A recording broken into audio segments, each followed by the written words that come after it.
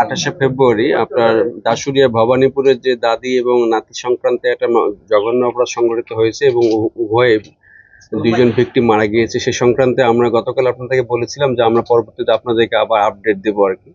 এই ধারাবাহিকতায় আমরা আমাদের টিম তদন্ত সাপেক্ষে অনেকভাবে চেষ্টা করে মূল যে অপরাধী যে শরীফুল তাকে আমরা গ্রেপ্তার করতে সক্ষম হই এবং পরবর্তীতে আমরা জানতে পারি যে সে গত 27 তারিখে দিবাগত রাতে এই যখন ঘটনা ঘটে সে রাত 11টার দিকে তার এই ভিকটিমের বাসায় যায়, যার নাম ছিল সুপ্রিয়া খাতুন, উনি তার আপন খালা।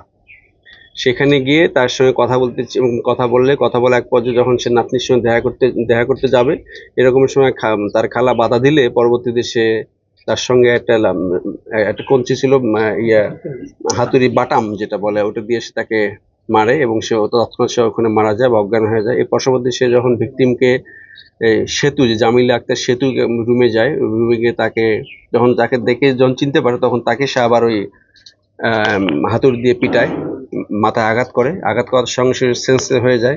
এর পরবর্তীতে তাকে নিয়ে ঘর থেকে বের হয়ে ঘরের পিছনে একটা পুকুরের পাশ দিয়ে তাকে নিয়ে যায়। ওখানে যখন সে আবার চিল্লানো শুরু করে তখন আবার সে তাকে তার হাত থেকে হাতুড়ি দিয়ে তাকে আবার মাথায় আঘাত করে। এরকম করে পুকুরের কর্নারে চলে যায়, পুকুরের নিচে চলে যায় এবং সমস্ত কিছু যা আমাদের একিউজড শরীফুল তার বক্তব্য অনুসারে তার দেখানো মতে আজকে ঘটনাস্থলে গিয়ে আমাদের টিম এডিশনাল এসপি অপরাধ, পাশাপাশি এই মামলা তদন্তকারী কর্মকর্তা সাব ইন্সপেক্টর বেনু ডিবির টিম সহ সকালে গিয়ে আসামিদের স্বীকারোক্তি অনুসারে ওখানে যে ঘটনাস্থল যেখানে পুকুর ছিল সেই পুকুর থেকে আপনারা দেখছেন যে এই দুইটা জিনিস উদ্ধার করে। পাশাপাশি এবং তার বক্তব্য অনুসারে সে যখন পুকুর থেকে তাকে নিয়ে যায় তখন টেনে ওঠে তখন তার প্যান্ট ভিকটিম যে সেতু পায়জামা খুলে যায়। এর পরবর্তী তাকে আবার সামনে কিছু দূর নিয়ে গিয়ে যখন আপনারা অবশ্যই ঘটনাস্থলে ভিজিট করে ওখানে একটা নতুন বাসা হচ্ছে, ঘর করতেছে, তার পাশে একটা ফাঁকা জায়গা যেখানে সর্ষা ক্ষেত ছিল সেখানে নিয়ে গিয়ে তারপরও তাকে ওখানে সে একটু সেন্স আসে এবং চিল্লায়, তখন আবারও তাকে মাথা আঘাত করে। এই আঘাতের প্রেক্ষিতে সে মারা যায় এবং মেয়েটাকে সে ধর্ষণ করে ওখানে আর কি।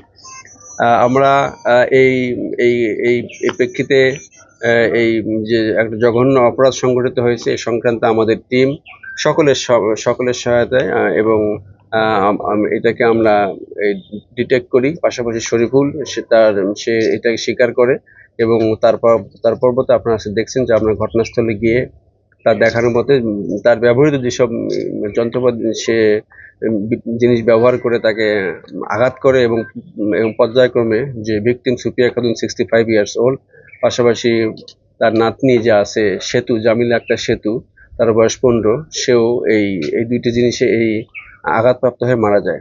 তা আমরা চেষ্টা করছি যে গতকাল আপনাকে বলছিলাম যে আমরা পরবর্তীতে এসে আপনাদেরকে বিস্তারিত জানাবো।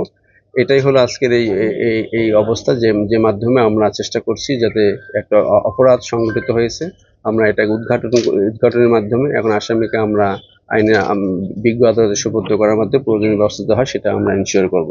ধন্যবাদ। শরীফুলের অ্যারেস্টের বিষয়টা হলো যে আপনারা জানেন ওখানে একটা গ্রাম, পার্শ্ববর্তী বিভিন্ন লোকজন ছিল। আমরা কিছুটা মানুষের ওখানকার যে প্রতিবেশীর সঙ্গে কথা বলছি, যেরকম আমরা কিছু তথ্য পেয়েছি, পাশাপাশি তথ্য প্রযুক্তির মাধ্যমে তার অবস্থান নির্ণয়, পাশাপাশি কিছু কোরিলেটেড আমাকে তার বক্তব্য এবং তথ্য প্রযুক্তির তার অবস্থান, পাশাপাশি গত এক সপ্তাহের তার সঙ্গে তার খালার একটা সম্পর্ক ছিল, মানে তার বাসায় আসতো ফ্রিকুয়েন্টলি এবং মেয়েটাকে সে একটা সময় লোলুপ দৃষ্টিতে তাকাতো।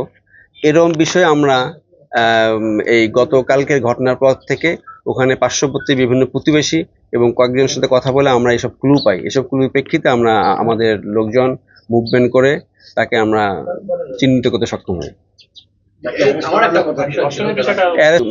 আপনার তার ওই এলাকা থেকে তাকে আমি অ্যারেস্ট করি।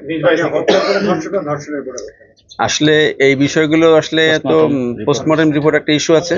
আবার আমি আপনাদেরকে বর্ণনা করলাম যে প্রথমে সে তার খালাকে যেমন মারে, এরপর তাকে নিয়ে তাকে টেনে হেসে নিয়ে যায়। এই নিয়ে যাওয়ার পথে দেখছেন যে যেখানে সে গম খেতে তাকে রাখে প্রায় মিনিমাম 400 মিটার হবে, এই ডিস্টেন্স যাওয়ার পথে তাকে বিভিন্নভাবে নিয়ে যায়, যেখানে সে জ্ঞান ফেরে তখন তাকে আবার হিট করে, আবার আঘাত করে। এই প্রেক্ষিতে আসলে ওর বক্তব্য অনুসারে যখন সে তাকে ফাইনালে নিয়ে যায় এবং উলঙ্গ করে তখন সে গা ঠান্ডা হয়ে গেছে, ওর মনে হয়েছে যে মেয়েটা মারা গেছে আর কি। বাট এই সময়ের মধ্যেই সে তাকে দর্শন করে। বাট এটা আমরা তো আইডিয়া করছি, পাশাপাশি আমরা টেকনিক্যাল যেটা ইস্যু ডিএনএ প্রিজার্ভ করছি, পাশাপাশি পোস্টমর্টম রিপোর্টের আলোকে আমরা ক্লিয়ারলি বলতে পারবো যে দর্শনের ঘটনাটুকু ইয়া হয়েছে। বাট এমনিতেই হলো যে তার বক্তব্য এবং আমাদের যেসব পারিপার্শ্বিক ঘটনা এবং পাশাপাশি যেসব জিনিস আমরা রিকভার করছি এর মাধ্যমে সে এটা সংগঠিত করেছে এবং আমাদের তদন্ত এটা প্রমাণিত এখন পর্যন্ত। পুলিশের আরেকটা বিষয় আমি একটু জানতে চাচ্ছিলাম, সেটা আমরা একটা অপরাধ সংগঠিত হয়েছে, এটার ডেসক্রিপশন নিয়ে আমরা কথা বলছি। এটা এই ঘটনার সঙ্গে যেখানে যেখানে এটা গিয়ে আমরা উদ্ঘাটন করতে পারবো সেই বিষয়গুলো আমরা অ্যাড্রেস করেছি। এটা অন্য কোনো রং বা কালা এটা আমাদের কাছে ইস্যু না আর কি। আমরা ঘটনাকে অ্যাড্রেস করেছি এবং ঘটনাকে আমরা উদ্ঘাটন করার চেষ্টা করেছি। আমাদেরকে ভিকটিমের পরিবার অনেকেই কষ্ট করে। আপনার মনে হয় খেয়াল করছেন যে আমি বলছিলাম যে আমাদের যে তাকে যে আমরা সিলেক্ট করি কিভাবে, গত 7 দিনের বিভিন্ন বিভিন্ন কর্মকাণ্ড আমরা এটার মধ্যে ওইটাও ছিল জি। আমরা যে আসলে এটা কিভাবে আমরা পেলাম, যেমন তথ্যভুক্ত বিষয় আছে, ম্যানুয়ালি বিষয়টা হলো যে তার 7 দিনের সে মেয়েটার দিকে তাকাতো আচরণ, অথচ দেখেন তার সম্পর্ক কিন্তু চাচা ভাতিজের সম্পর্ক, ভিকটিমের সঙ্গে চাচা ভাতিজের সম্পর্ক। তো এটার মাধ্যমে একটা বিষয় হলো যে মূল্যবোধের আসলে কতটুকু কি হয়েছে আর কি। তা আমরা আশা করি যে এর মাধ্যমে আমরা চেষ্টা করছি যাতে একটা ঘটনা ঘটে গেছে এটাকে আমরা আমাদের পেশাদারিত্বের মাধ্যমে চেষ্টা করছি এটা উদ্ঘাটন করতে। পাশাপাশি এখন বিজ্ঞ আদালত পরবর্তীতে আমরা সোপর্দ করবো, তার মাধ্যমে হয়তো ইনশাল্লাহ ন্যায় বিচার নিশ্চিত হবে। ধন্যবাদ। আমরা তো এখন কেবল নিয়ে আসলাম, আশা করি যদি আজকে আমরা এখন দেখবো আইনের মধ্যে কতটুকু পড়েছে, দেখা যাক, আশা করি।